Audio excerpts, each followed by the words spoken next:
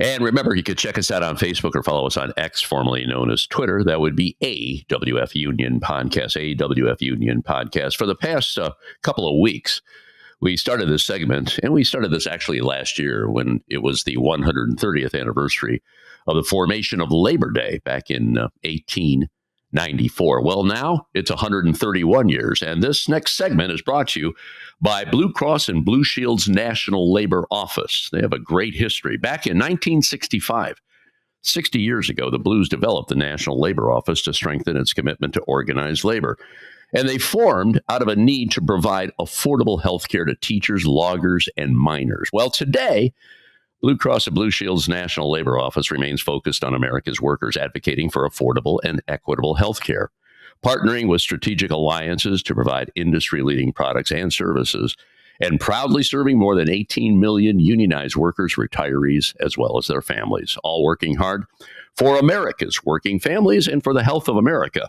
You can learn more by following them at Blue Labor on LinkedIn and X, formerly known as Twitter. So let's go to our featured guest today on behalf of Labor 131, and that's Justine Modica. Justine is an assistant professor in the Department of Global Labor and Work at Cornell University School of Industrial and Labor Relations. In fact, she is writing a book on the history of childcare in America. So we're going to take a deep dive into what happened with childcare and where we stand now, which is pretty darn expensive. Ask any parent that. Justine, welcome to America's Workforce. Thanks for joining us today. A little bit more about you and how you got involved in this line of work. Every time I have a guest on, I'd like to know a little bit more about them, how they got from point A to point B. So talk to me about how you ended up at Cornell. Go ahead. Sure. Hi, Flash. Thanks. It's a bit of a long story how I kind of, ending up at Cornell isn't such a long story, but how I got to these questions around childcare as a labor issue in the United States. And so I am a U.S. historian, and I study care work. I did my PhD looking at kind of all different forms of care, but I was really broadly interested in women and American history and gender questions. And when I was looking for a dissertation topic, I was kind of interested in questions about how reproductive labor, kind of the work that makes different forms of productive labor possible, was valued in American history. And I kind of come at this from, I used to be a nanny. So when I was the year out of college, this was 2009 to 2010, I worked as a nanny for two different families in Hanover, New Hampshire. Very, very different experiences. I had this experience where a family had, I was very close with the family. We used to, sit together and eat all our lunches together, feeding the kids. And, we were kind of co-parenting. And one time they, asked me to go with them to New York City for the weekend. But they suggested that instead of paying me a wage that weekend, they would pay me in a hotel room. And I said, no, I wanted to be paid a wage. I was doing work, and the hotel room made that possible for me to go with them and care for their kids. Well, they were in the city. And when I said no, the mother asked me, well, why not? And I said, well, ultimately, this is a business relationship.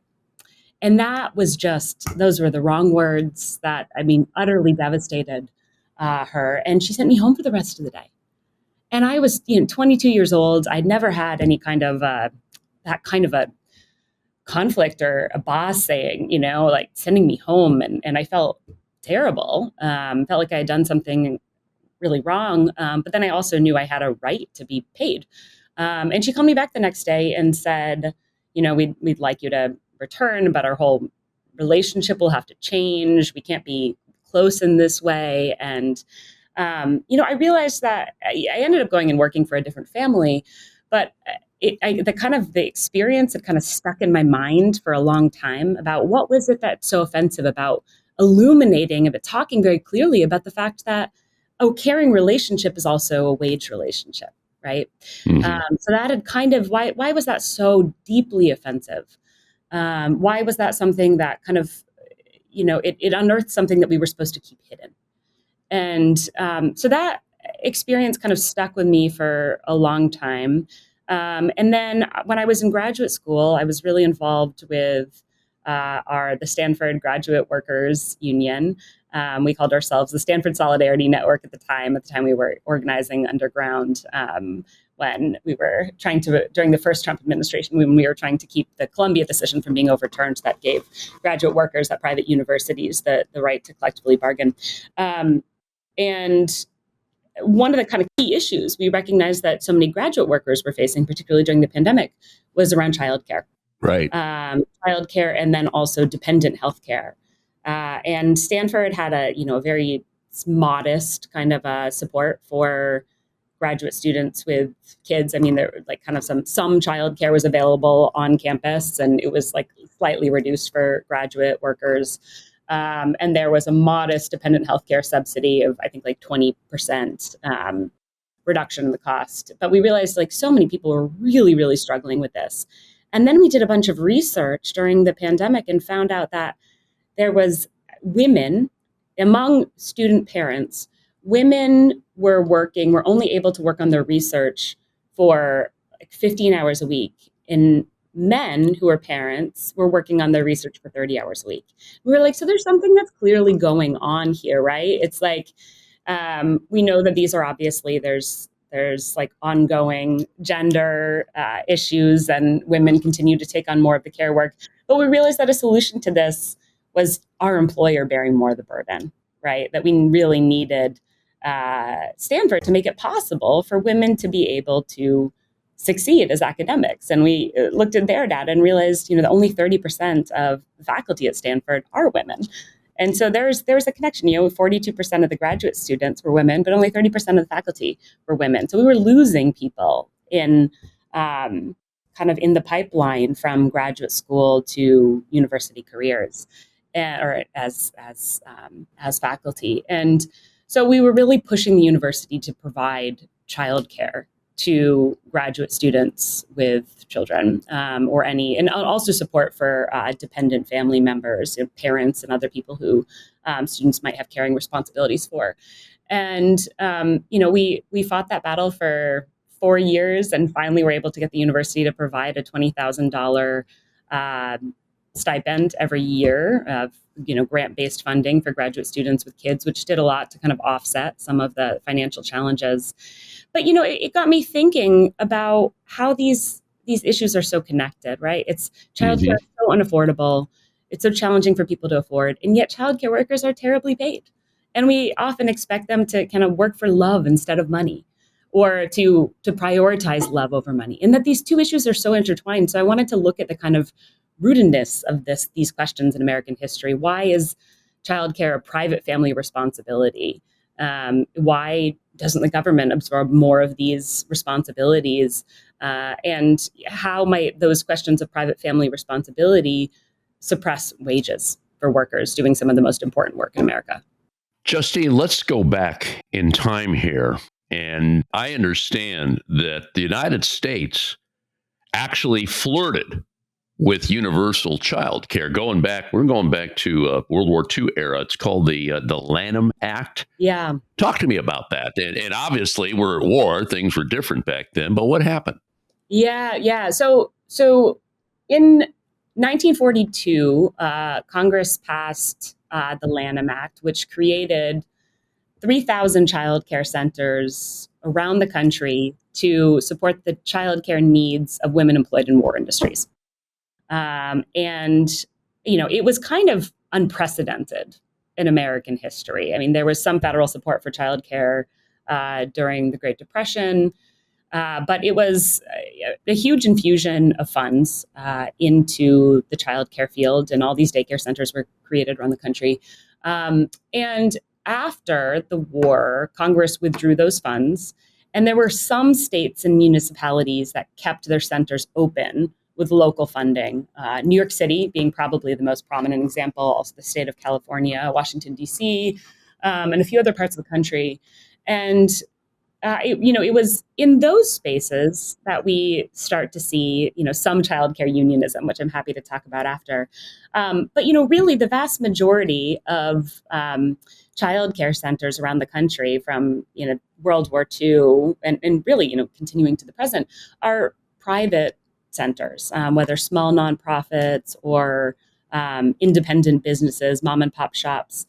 And then in the late 60s, as women continue to enter the workforce in increasing numbers and, women across race, class, parental status, there is this push for the federal government to offer better childcare solutions to working families.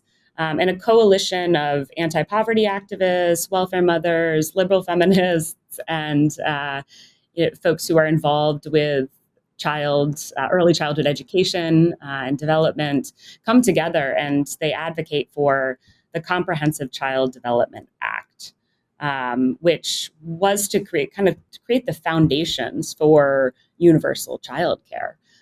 It would have been comprehensive, prorated based upon income. All families would have had access. And this legislation passes both houses of Congress with bipartisan support, right? Universal child care legislation in 1971. And then it goes to President Nixon's desk to be signed into law. And at that point, there is a massive campaign, led in part by the John Birch Society and, other kind of both anti-statist and anti-feminist activist groups. And they urge him to veto it, which he does, saying that it would Sovietize American children and it would, risk replacing the family with the federal government as the primary institution of child rearing in the country. So this, monumental legislation that really would have created a child care framework and a system, ends up going by the wayside. And there are multiple different efforts throughout the 70s to kind of pass a version of that. But these folks who are writing the legislation are really up against this this backlash politics, that's led in part by the New Right coalition, and all of the kind of bills that end up, that are written in the 70s are kind of watered down versions. They, really eliminate the word comprehensive. The point is to kind of water it down as much as possible. And by the 80s, these bills are really kind of dead in the water, and people have abandoned the possibility of really creating a comprehensive, universal childcare program. And so, we had this moment in which it would have been possible, and then that kind of collapses. And, as we see today, it's like, there's a real pushback against this, that childcare would somehow threaten the family, as opposed to support families and make it more possible for families to be able to, work reasonable hours and, meet the needs of their children. I like what you said. It would Sovietize American children. So I have to ask you, did they have childcare in what was called then the Soviet Union? Did they have that, to your knowledge, at that time? So as I understand, and don't quote me on this, I would not be the expert, but there were childcare facilities in many different parts of, especially in factories in the Soviet Union, because, both men and women were doing productive labor. Yeah, working in factories. Justine, this whole discussion does remind me of what happened with Medicare. And back in the early 1960s, when Johnson was in office, which was in 1963, 1964, leading up to 65, that's when he passed Medicare. And there was a huge campaign. Ronald Reagan, for one, said it was socialized medicine. You can't do that kind of thing. But, we had a very strong Democratic Congress at that time, and Johnson got his way on a number of things, as you well know, and passed it. And today, there's a lot of people, myself included, that are on Medicare today. I don't think they're calling it socialized medicine, though. Anyway, Justine, I got to take a quick break here. Justine Modica is our featured guest today on behalf of Labor 131. She's an assistant professor at the Department of Global Labor and Work at Cornell University School of Industrial and Labor Relations. More to come from Justine right after this. Once again, you're listening to America's Workforce.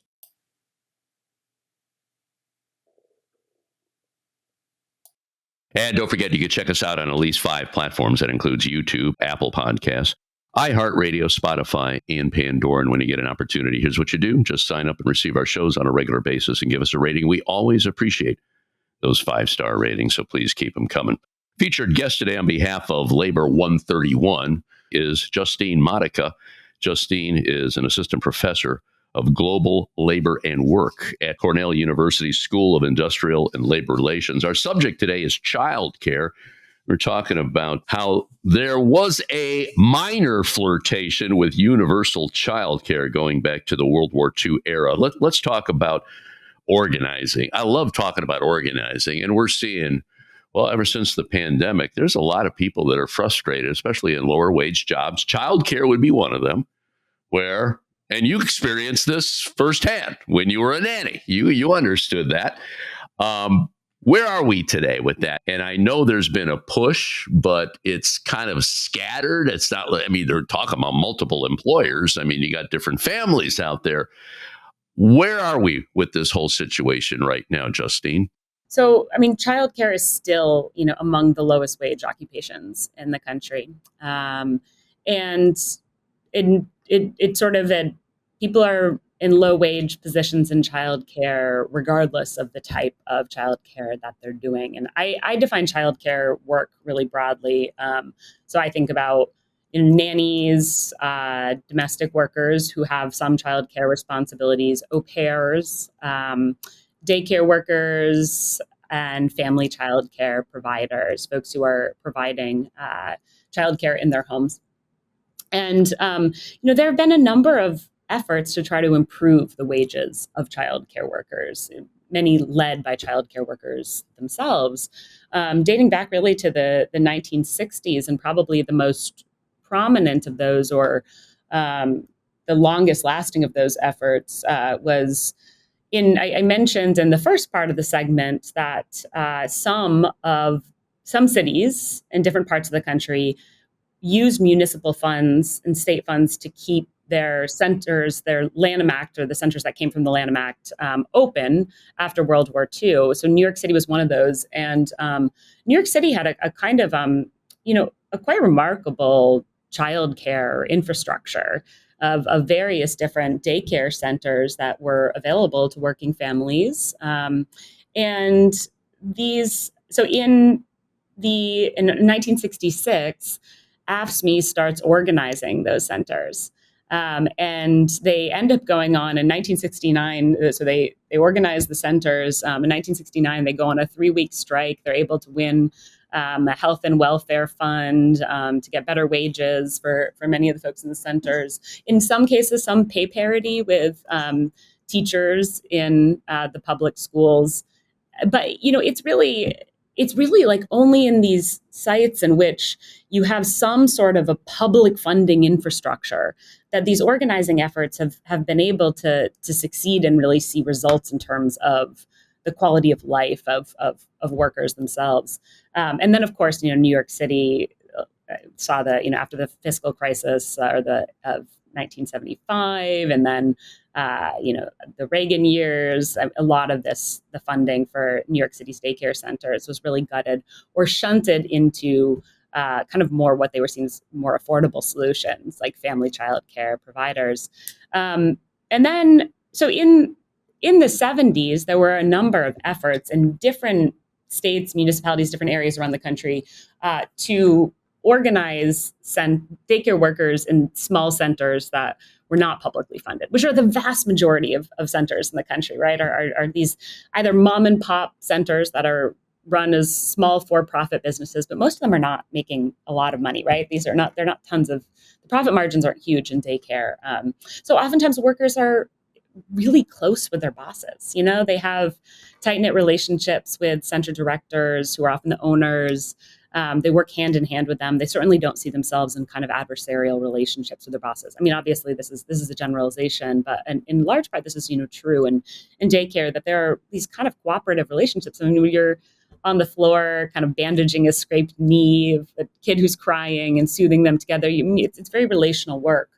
But in some cases, workers, and sometimes supported by directors, are organizing centers. There is the Boston Area Daycare Workers Union that forms in 1973. There is a Madison Area Daycare Workers Union. And there is a group in the Bay Area out of Berkeley, Oakland, the Child Care Employee Project, that becomes the kind of probably the longest lasting grassroots childcare employee advocacy effort in the country, led in large part by a woman named Marcy Whitebook, who is kind of the organizing energy behind all of this. And she had been a child care worker herself, worked in cooperative centers in Berkeley and in different areas. And she started just kind of bringing child care workers together in these kind of drop-in sessions to talk about wages and working conditions, what was going on in their centers.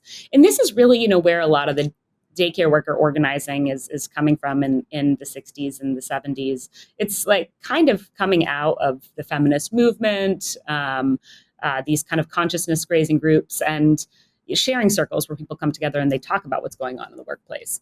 And so in some cases, these materialize into unionizing efforts, and in some cases they don't. And so in Boston, there's a handful of centers that do organize. They end up affiliating with United Auto Workers, District 65. And District 65 organizes a number of the centers in Boston and in Massachusetts.